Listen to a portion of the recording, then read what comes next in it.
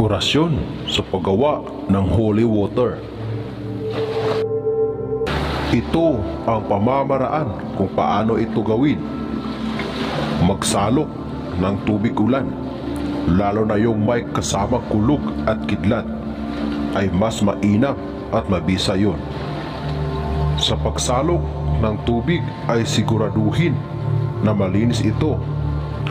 Mas nakabubuti na ang ulan yung galing talaga sa langit, yung hindi galing sa bubong. Kapag nakasalok na ay ilagay ang tubig ulan na sinalok sa malinis na lalagyan at simulan ang pagbasbas nito. Kumuha ng asin at lagyan ito ng 3 dakot.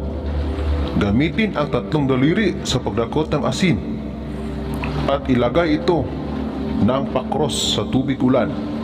Magdasal muna ng isang Ama Namin, isa Ginoong Maria at isang sumasampalataya. Pagkatapos mong manalangin, ay usalin ang orasyong ito ng 3 beses at iihip sa tubig ulan, pakros. Narito ang orasyon. Dium benedicti mihi hang aquam aut tutti amalois elementum. Amen. Dium benedicti mihi hang aquam aut tutti amalois elementum. Amen. Dium benedicti mihi hang aquam aut tutti amalois elementum. Amen. Iihip ito ng pakros sa tubig ulan ng 3 beses at isunod ang orasyong ito. Malamorok milam siraktim landunay sa tortinet opera. Malamorok milam siraktim landunay sa tortinet opera.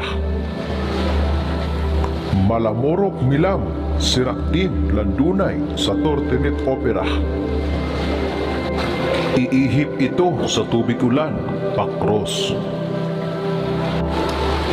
Ilagay ang holy water sa malinis na sisidlan o bote at maaari na itong gamitin o inumin sa tuwing masama ang iyong pakiramdam.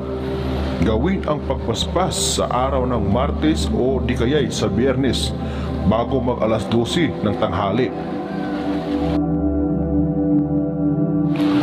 Sa mga nakulam, barang, ginawan ng masama na mga elemento at iba pang mga sakit, ay mainam na ito ang iyong inumin. Ilagay ito sa lugar na hindi mahahakbangan para patuloy ang bisa ng ginawa mong holy water.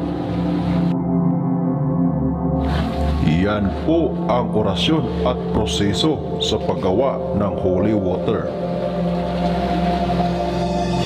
Hanggang dito na lamang ang ating kaalaman para sa araw na ito. Muli, maraming salamat sa inyong walang sawang panonood. God bless us all.